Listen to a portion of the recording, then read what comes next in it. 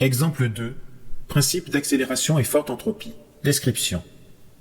Ce qui semble particulièrement frappant dans cet extrait du cycle Atomic Space, c'est la rapidité et la forte densité des événements sonores et visuels, agogiques, comme si nous voulions atteindre ou dépasser le seuil entropique d'une mémoire consciente, capacité limite d'appréhension du débit d'information.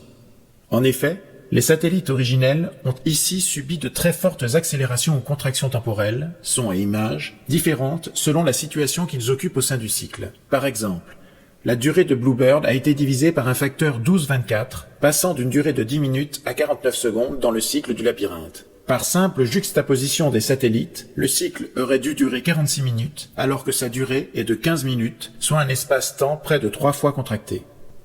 Commentaire analytique.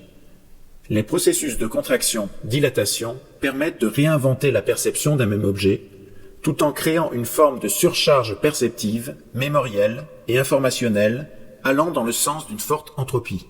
La capacité limite serait notamment liée à un délai d'intégration psychologique dépendant de la mémoire spontanée du public, comme le précise Moll dans ses recherches inspirées des travaux de Shannon, créateur moderne de la théorie de l'information.